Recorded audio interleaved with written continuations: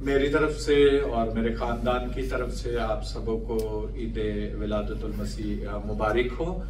सबसे पहले क्योंकि ये एक बहुत ही खास और एक बहुत ही बड़ा दिन है, जिसके बारे में लास्ट संडे भी मैंने ये कहा कि हम पाकिस्तान में कहते हैं कि बड़ा दिन मुबारक हो। तो तारीखी एतबार से हिस्ट्री को उठा के देख लें तो इससे बड़ा और कोई दिन नहीं। और इस दिन वो बात हुई जो ना तारीख में पहले कभी हुई थी, ना हाल में और ना मुस्तकबिल में हो सकती है, क्योंकि एक कुंवारी के वसीला से खुदा यीशु मसीह जिनका पैदा होना। तो मेडिकल इस बात को साबित नहीं कर सकता कि एक औरत बगैर मर्द के हामला हो सकती है। इस इतबार से भी ये पैदाइश जो है वो अजीब है, ये जो है वो एक मोजज़ा है।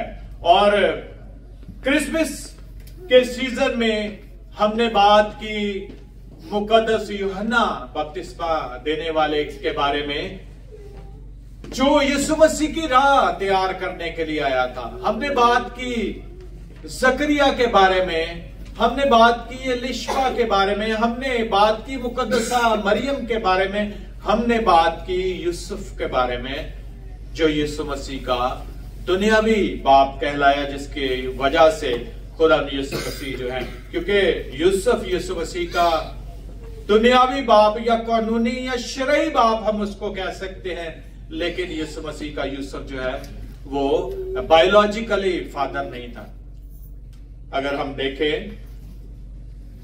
लेकिन जब यीशु मसीह यूसुफ और मरियम के घर पैदा हुए, उसके वसीला से खुदा यीशु मसीह जो है वो इब्ने आदम कहलाए। और यीशु मसीह ने को लोग ये कहते थे कि वो इब्ने दाऊद है, क्योंकि यूसुफ का ताल्लुक जो है वो दाऊद के घराने से था। तो इस लिहाज से हमने मुख्तलिफ पर्सनैलिटीज पर, मुख्तलिफ किरदारों पर बात की, और उनके बारे में बताने का मकसद यही था कि उन सब का ताल्लुक यीशु मसीह के साथ था।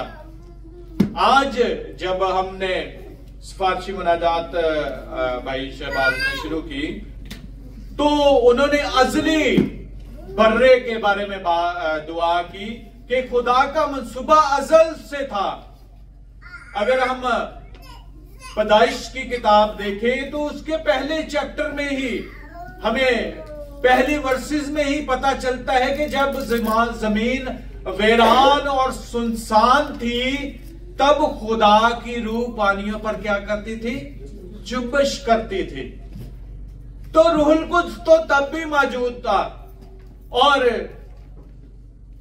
जिस तरह से यूहन्ना की इंजील के पहले बाब में लिखा है कि कलमा तो अजल से था, कलमा तो पहले ही से था, जिसका इंग्लिश जो ग्रीक वर्ड है उसके लिए लॉगोस इस्तेमाल किया जाता है, जो खुदा ने कहा और दुनिया वजूद में आ गई। खुदा ने कहा कि तारीकी अंधेरे जो है, तारीकी है वो रोशनी से जुदा हो, दिन रात से जुदा हो। खुदा ने कहा और हो गया। और वो लागोस वर्ड जो है वो हमें यूहन्ना की इंजील के पहले बाब की पहली आयत में ही मिलता है, जहां पर लिखा है, आयत आपके सामने पढ़ना चाहूंगा। वहां पर लिखा है, इब्तदा में कलाम था, कलाम तो शुरू से था, और वो लागोस जो है वो खुदा के साथ था, और सब चीजें उसके वसीला से बनी। खुदा की रूह पानियों पर जुम्बिश करती थी, और खुदा ने कहा, आओ हम इंसान को अपनी सूरत और अपनी शबीह पर बनाएं। वहां पर लफ्ज हम जो इस्तेमाल हुआ है, वहां पर हमें ट्रिनिटी नजर आती है, वहां पर हमें तसलीस नजर आती है। खुदा की रूह पानियों पर जुम्बिश करती है, खुदा का कलमा दुनिया को बना रहा है, दुनिया को तख्लीक कर रहा है। तो वहां पर लिखा है पहला बाब 26वीं आयत, फिर खुदा ने कहा हम इंसान को अपनी सूरत अपनी शबीह की मानित बनाए। तो वहां पर भी हमें ट्रिनिटी नजर आती है, वहां पर भी हमें खुदा बाप, खुदा की रूह काम करती नजर आती है। और पुराना अहदनामा इस बात का सबूत है कि खुदा हमें बाप की तरह नजर आता है। खुदा डांटता भी है, खुदा आसमान से आग और गंधक नाज़िल करता हुआ भी नजर आता है, खुदा माफ करता हुआ नजर आता है, नैनवा के लोगों को माफ कर देता है, खुदा भला करता नजर आता है, खुदा जंग में लोगों के आगे आगे चलता हुआ हमें नजर आता है। बनी इस्राएल जब मुल्क मिस्र से निकलती है तो खुदा उनके आगे आगे चलता हुआ हमें नजर आता है। तो वो अपने बच्चों को ऐसे संभाले हुए नजर आता है पुराने अहदनामा में, जैसे एक बाप अपने बच्चे को जब वो लड़खड़ाता है तो उसे संभालता हुआ नजर आता है। ये खुदा की सिफ्त हमें पुराने अहदनामा में मिलती है। तो हम कह सकते हैं कि खुदा ने अपने आप को पुराने अहदनामा में बाप के तौर पर जाहिर किया, खुदा ने अपने आप को नए अहदनामा में बेटे की सूरत में जाहिर किया। और यीशु मसीह जब इस दुनिया से जाने लगे तो यीशु मसीह ने कहा मैं जाता हूं ताकि तुम्हारे लिए एक और मददगार भेजूं, यानी कि रूहुल कुद्स। तो यहां पर हमें ट्रिनिटी नजर आती है, यहां पर खुदा का इजहार नजर आता है कि खुदा अपने आप को बाप के तौर पर जाहिर कर रहा है, खुदा अपने आप को बेटे के तौर पर जाहिर कर रहा है, खुदा अपने आप को रूहुल कुद्स के तौर पर जाहिर कर रहा है। तो ये खुदा तो एक है लेकिन उसके इजहार तीन हैं। लेकिन हम और बहुत सारे लोग इस बात पर कंफ्यूज होते हैं कि अगर खुदा का बेटा है तो फिर खुदा की बीवी कौन है। ये इंसानी बातें हैं। खुदा के नजदीक बेटे के लिए, खुदा के रूह को जाहिर होने के लिए किसी औरत या मर्द की जरूरत नहीं है। खुदा ने अपना ज़हूर पुराने अहदनामा में बाप के तौर पर पेश किया है, नए अहदनामा में खुदा जाहिर होता है बेटे की सूरत पे। खुदा एक है लेकिन उसके इजहार जो है, उसका जाहिर होना दुनिया पर जो है वो हम तीन तरीके से देख सकते कि खुदा ने अपने आप को किस तरह से जाहिर किया है। और ये ट्रिनिटी हमें बार बार बाइबल मुकद्दस में मिलती है। मुकद्दस यूहन्ना के पास जब यीशु मसीह बपतिस्मा लेने के लिए जाते हैं तो वहां पर ऊपर से आवाज आती, ये मेरा प्यारा बेटा है जिससे मैं खुश हूं। रूहुल कुद्स कबूतर की मानेद उनके कंधे पर आकर बैठता है और मुकद्दस यूहन्ना इस बात का इजहार करते हैं और वो कहते हैं कि मुझे किस तरह इस बात का पता चला। और यूहन्ना की इंजील पहला बाब और उसकी 32वीं आयत पर लिखा, और यूहन्ना ने गवाही दी कि मैंने रूह को कबूतर की तरह आसमान से उतरते देखा और उस पर ठहर गया, और मैं तो उसे पहचानता ना था।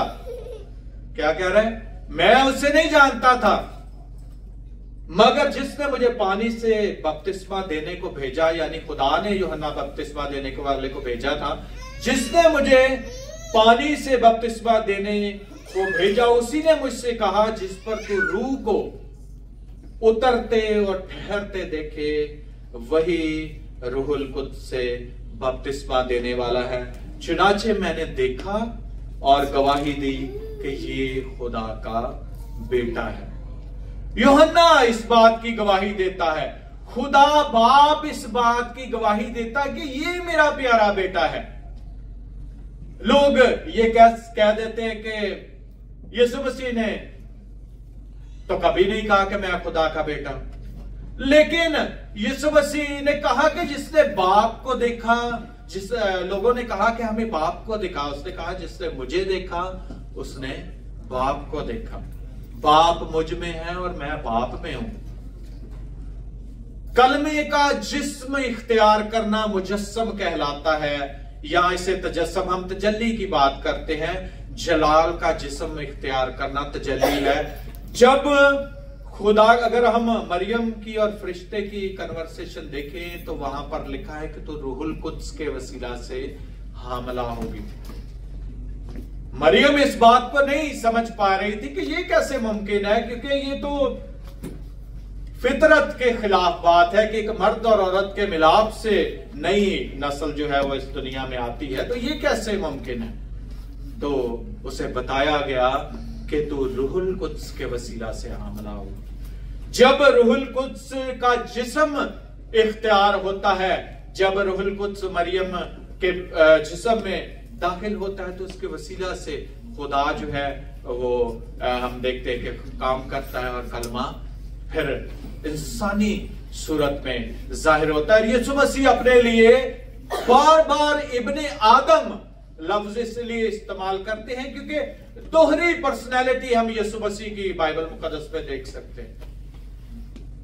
कामिल इंसान, रोता भी है, लाजर की कब्र पर जाकर रोया, खुशी भी मनाता था, काना गलील में शादी पर गया, वहां पर पानी को मैं बना दिया, शादियां भी अटेंड करता था, हंसी खुशी जिंदगी बसर भी करता था, हर इंसान की तरह लोगों के घरों पर विजिट करने के लिए भी जाते थे, खाते पीते थे, लोगों के साथ बैठते थे।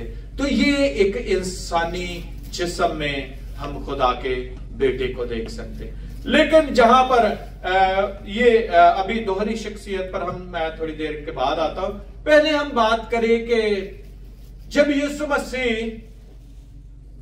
इस दुनिया में आए तो यहूदी रस्मों रिवाज थे, माएं बचपन से अपने बच्चों को शरीयत के अहकामात के बारे में बताती थी। जब बच्चे की पैदाइश होती थी तब से ही, अभी भी अगर आप देखें तो ज्यूश जो माएं हैं वो क्या करती हैं कि जब वो प्रेग्नेंट ही होती हैं तो वो अच्छी डाइट लेती हैं और उसके साथ मैथमेटिक्स की प्रैक्टिस करती हैं और उसके साथ क्या करती हैं कि उनका बच्चा ज़हीन पैदा हो, उनका फिर वो तुरात को पढ़ती हैं, फिर वो और ऐसे काम करती हैं जिसके वसीला से बच्चा जो है वो जब इस दुनिया में आए तो उसकी डेवलपमेंट का आगाज उसके पेट से ही हो जाता है। बच्चा सुनता है क्योंकि उसके अंदर मौजूद होता है, वो सुनता है, वो लिसन करता है, वो बातों को आहिस्ता आहिस्ता माँ की आवाज जिस तरह से पहचानने में आती है, इसी तरह से वो बातें जो माँ करती है, बोलती है, जो वो करती है, उसको वो आहिस्ता आहिस्ता बड़ा जब होता है तो उसमें वो सारी खूबियां मौजूद होती। तो यीशु मसीह भी जब उनकी पैदाइश हुई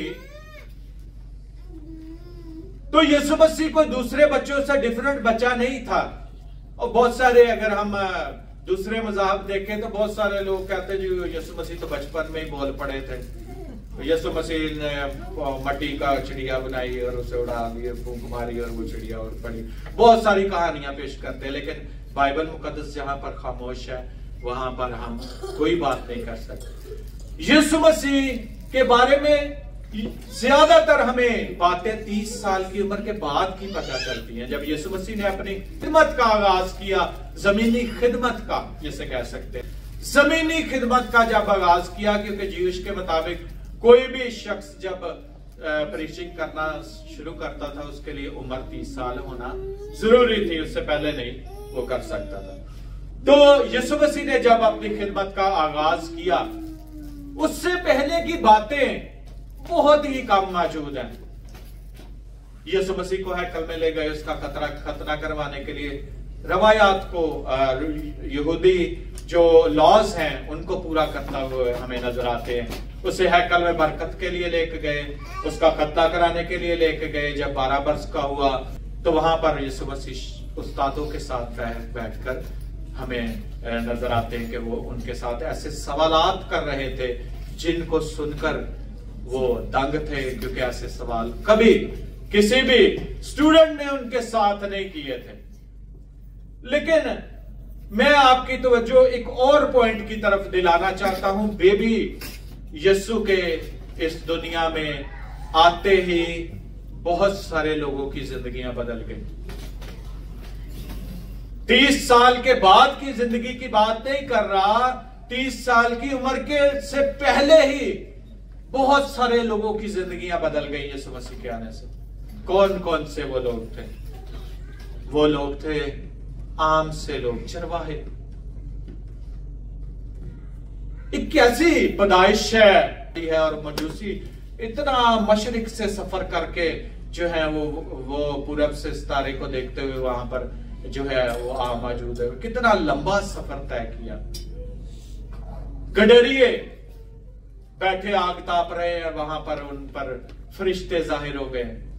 क्या ऐसा दुनिया में हो गया? बच्चे तो डेली पैदा होते हैं। फरिश्ते गडरियों को पैगाम दे रहे हैं। फरिश्ते यूसुफ पर जाहिर हो रहे हैं। फरिश्ता मरियम पर जाहिर हो रहा है। अलिशबा रूहुल कुद्स के वसीला से कलाम कर रही है। मरियम रूहुल कुद्स से भर गई है जैसे ही वो प्रेग्नेंट हुई। जकरिया बोल उठा है। शमाउल बोल उठा है।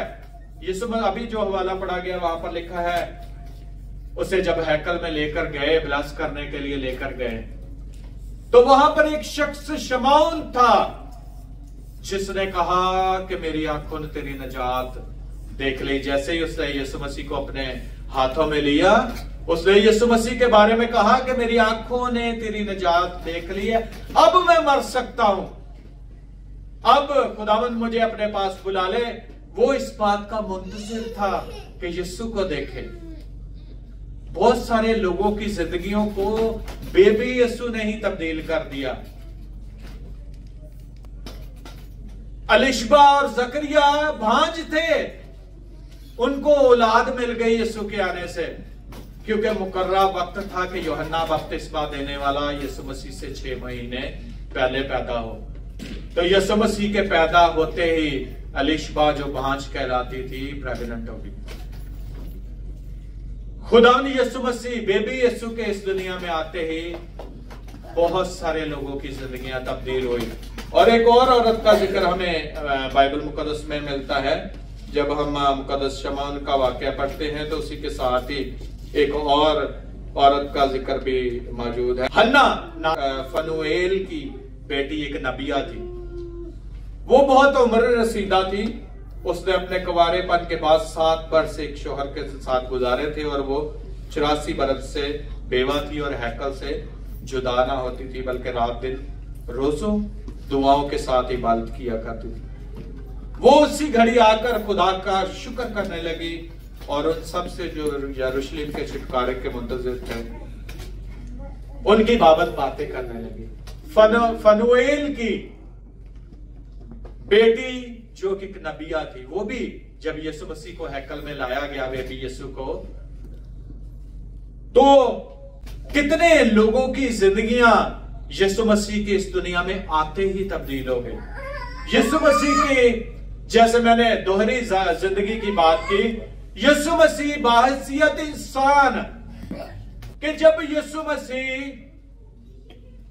को भूख लगती है, जब यीशु मसीह को प्यास लगती है, तो वहां पर यीशु मसीह हमें बाहसियत इंसान नजर आते हैं। क्या होता है? जब हम यीशु मसीह ने सलीब पर भी कहा कि मैं प्यासा हूं, क्योंकि ये जिस्म की एक जरूरत थी। यीशु मसीह पहले भी खाता पीता था, ये उसकी इंसानी फितरत थी। लेकिन जहां पर वो 5000 को खाना खिला देता है, वहां पर हम उसे कामिल खुदा के तौर पर देते हैं। जहां पर वो खुद खाता है, और यीशु मसीह जब आजमाइश के वक्त उसे भूख लगी, जब 40 दिन बियाबान में आजमाया गया तो उसे भूख लगी और आजमाने वाले ने पास आकर कहा कि अगर तू खुदा का बेटा है तो इन पत्थरों से कह के रोटियां बन जाए। यीशु मसीह को भूख लगी, ये उसकी इंसानी फितरत थी। लेकिन जहां वो 5000 को खाना खिला देता है, 2 रोटियां और 5 मछलियां, तो क्या होता है? वहां पर हमें वो कामिल खुदा के तौर पर नजर आता है। जहां पर वो कहता है मैं प्यासा हूं, जहां पर वो कहता है कि जिंदगी का पानी मैं हूं, वहां पर हमें कामिल खुदा के तौर पर नजर आता है। जब प्यास लगती है तो इंसान नजर आता है, जब वो कहता है कि जिंदगी का पानी मैं हूं। और दूसरी बात, जब वो पानी पर चलता है तो वो हमें कामिल खुदा नजर आता है। पानी पीता है तो कामिल इंसान नजर आता है, पानी पर चलता है तो कामिल खुदा के तौर पर नजर आता है। जब पानी की प्यास उसे लगती है और जब वो मुजज़ात करता है, पानी को मैं में तब्दील कर देता है, तो वहां पर भी हमें कामिल खुदा के तौर पर नजर आता है। जहां वो लाजर की कब्र पर जाकर रोता है तो उसकी इंसानी फितरत हमें नजर आती है कि वो लोग कहते हैं कितना अजीज था इसको लाजर, ये उसकी कब्र पर आकर रो रहा है, यीशु मसीह रोए भी, ये उनकी इंसानी फितरत थी। लेकिन जब वो लाजर को कहते हैं कि ए लाजर कब्र से बाहर निकला, और लाजर कफन से बंधा हुआ कब्र से बाहर आ जाता है, तो वहां पर हमें कामिल खुदा के तौर पर यीशु मसीह नजर आता। कभी देखा है किसी मुर्दे को किसी इंसान ने कहा कब्र से बाहर आ जाए, और कब्र से बाहर आ जाए, या वो पानी पर चले, या वो अंधों को आंखें दे दे, जन्म के जो लंगड़े हैं, जन्म के जो अंधे हैं, जो कानों से नहीं सुन पाते, उन सबको किसी इंसान ने देखा है कि वो सिर्फ हुक्म दे और वो ठीक हो जाए। खुदा के बेटे की इलाही जात हमें यहां पर नजर आती है। इसलिए तो लिखा है कि वो हमारे दरमियान रहा, लेकिन उसके अपनों ने उसे कबूल ना किया। फिर पढ़ूंगा, इब्तिदा में कलाम था, कलाम खुदा के साथ था। यही इब्तिदा में खुदा के साथ साथ सब चीजें उसके वसीला से पैदा हुई, और कोई भी चीज उसके बगैर पैदा नहीं हुई। उसमें जिंदगी थी, और वो जिंदगी आदमियों का नूर थी, और नूर तारीकी में चमकता है, और तारीकी ने उसे कबूल ना किया। वो दुनिया में था, दुनिया उसके वसीला से पैदा हुई। वो दुनिया में था, दुनिया जिसके वसीला से क्रिएशन बनी थी, वो दुनिया में आया था। जिसने दुनिया को तख्लीक किया था, उनके दरमियान वो रहा। इसलिए तो यूहन्ना कहते हैं कि वो कलमा जो अजल से था वो मुजस्सम हुआ है,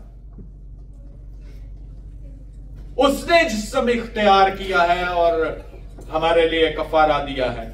तो यीशु मसीह बाहसियत कामिल इंसान और कामिल खुदा के तौर पर हमें बाइबल मुकद्दस में मिलते हैं। बदरूहे चिल्लाती है, खुदा के बेटे तुझे हमसे क्या काम, क्या तू हमें वक्त से पहले अजाब में डालने आया है। यूहन्ना इस बात का इकरार करता है कि ये खुदा का इलाही बर्रा है जो दुनिया के गुनाह उठा ले जाता है। दुनिया गवाही नहीं, बल्कि सिर्फ बाप और दुनिया दोनों गवाही देते हुए नजर आते हैं। बाप मुझ में है और मैं बाप में हूं, जिसने मुझे देखा उसने बाप को देखा। अगर मेरा यकीन नहीं करते तो मेरे कामों का यकीन करो जो बाप की तरफ से तुम्हारे दरमियान होते हैं। काम इस बात का सबूत है, दुनिया में ऐसी पर्सनैलिटी कभी नहीं आई, इसलिए ये बड़ा दिन है। ऐसा शख्स दुनिया में पहले कभी ना था, ना होगा और ना आएगा, क्योंकि कलमा मुजस्सम होकर हमारे दरमियान रहा और हमने उसका ऐसा जलाल देखा जैसा बाप के इकलौते का। अपनी चारपाई उठा और चल फिर, पानी पर चलना, हवा और पानी को डांट देना, ये किसके इख्तियार में है? वो कलमा जो इब्तिदा में था। पानी हैरान हो गए कि ये क्या, कौन है, क्या है जो हवा और पानी को डांटता है और वो थम जाते। कलमा मुजस्सम हुआ, हमारे दरमियान रहा, जिस्म इख्तियार करके खुदा ने अपना इजहार बेटे की सूरत में हम पर किया, और वो काम जाहिर हुए जो पहले कभी नहीं थे। और मैंने कहा था कि मैंने अभी उस बात को स्किप कर रहा हूं कि हम इस बात पर गौर करते कि वो अजीब था, मशीर था, खुदाए कादर था, अब्दियत का बाप था और सलामती का शहजादा था। इसके लिए एक एक्स्ट्रा अलग से सरमन दिया जा सकता है। मैं इसमें उसको ऐड नहीं करूंगा क्योंकि फिर बहुत लंबा हो जाएगा। वो अजीब था, उसकी पैदाइश अजीब थी। फरिश्ते बार बार आकर यूसुफ को कह रहे हैं, मरियम को कह रहे हैं। फरिश्तों की एक जमात आसमान से उतर आई और खुदा की तारीफ करने लगी। बेबी जीसस के आते ही फरिश्ते सिताइश कर रहे हैं, फरिश्ते झूम रहे हैं, गीत गा रहे हैं, फरिश्ते सिताइश कर रहे हैं। वहां पर हमें फर्स्ट कैरल नजर आती है, जो जैसे कैरल सब करते हैं, तो वहां पर फरिश्तों की लिखा है कि आसमानी लश्कर वहां पर आ मौजूद हुआ और खुदा की तमजीद करने लगे, आलमे बाला पर होशाना। ये कैसी पर्सनैलिटी इस दुनिया में आने वाली है जिसके लिए फरिश्ते खुश है, फरिश्ते गीत गा रहे हैं। खुदा की तरफ से ख्वाबों में यूसुफ को बताया जा रहा है कि मरियम को लेकर मिस्र चले जा, यहां पर उससे खतरा है। मरियम को बताया जा रहा है जबराइल फरिश्ता, खुदा का खास चुनिंदा फरिश्ता जो खुदा के हुजूर उसके सामने खड़ा रहता है, वो आकर कहता है कि तू रूहुल कुद्स के वसीला से हामला होगी और वो खुदा ताला का बेटा कहलाएगा। जबराइल फरिश्ता आकर पैगाम दे रहा मरियम को। और उसके अलावा जैसे ही मरियम लिशबा के घर जाती है, मरियम लिशबा को सलाम करती है, तो यूहन्ना लिशबा के पेट पे मारे खुशी के उछल पड़ता है। मरियम कहती है कि अब से लेकर हर ज़माना के लोग मुझे मुबारक कहेंगे। मैं मुबारक हो गई। और मुकद्दसा मरियम पहले भी मुबारक थी और यीशु मसीह के, क्योंकि खुदा ने किसी ऐसी औरत का चुनाव नहीं किया था कि किसी को भी चुन लेता। खुदा ने खास औरत को चुना और उसे खास बना डाला जब उसके वसीला से खुदा का बेटा इस दुनिया में आया। और वो औरत तब भी मुबारक थी, आज भी मुबारक है और मुबारक रहेगी, क्योंकि उसने रूहुल कुद्स के वसीला से कहा कि अब से लेकर हर जमाना के लोग मुझे मुबारक कहेंगे। किस लिए? क्योंकि एक अजीम काम मुकद्दसा मरियम की जिंदगी में जो है वो यूसुफ की जिंदगी में जाहिर हुआ कि वो उसके वसीला से इब्ने दाऊद कहलाया। जकरिया की जिंदगी में हुआ, शमऊन की जिंदगी में हुआ जिसने कहा मैंने खुदा की निजात को देख लिया। एलिशबा की जिंदगी में हुआ जो पहले भांज कहलाती थी, जिसके बच्चा नहीं था। यीशु मसीह के आते ही वक्त पूरा हो गया और यूहन्ना पैदा हुआ। खुदा यीशु मसीह के पैदा होते ही खुदा ने भांज को बच्चों वाली बना दी। ये है बेबी यीशु का इस दुनिया में आना। आगे चलकर तो हम खुदा के इजहार को देखते हैं, यीशु मसीह की जमीनी खिदमत को देखते हैं, यीशु मसीह के मोजज़ात को देखते हैं। लेकिन जब यीशु मसीह की पैदाइश ही हुई तो तमाम कायनात खुशी मनाती हुई नजर आती। फरिश्ते और लोगों की जिंदगियों में बड़े बड़े काम हुए। सो खुदावंद इन खुशियों के महीना में हमें भी ऐसी बरकत अता करे। खुदा हमें आगाही दे, हमें बरकत दे। हम ना सिर्फ इन डेज में क्रिसमस को याद करें, बल्कि इस बात को अपने ज़हन में बैठा लें कि हर ईमानदार के लिए क्रिसमस और ईस्टर हर रोज है। हम सीजनल क्रिश्चियन ना बने कि क्रिसमस आ गया, ईस्टर आ गया तो हम इनको सेलिब्रेट करें। यीशु मसीह की नजात हर रोज एक ईमानदार की जिंदगी में होनी चाहिए और उसके लिए हर रोज क्रिसमस और हर रोज ईस्टर होना चाहिए। सो खुदावंद आज के कलाम के वसीला से मुझे और आपको बरकत दे। आइए अपने सर को झुकाए दुआ करेंगे।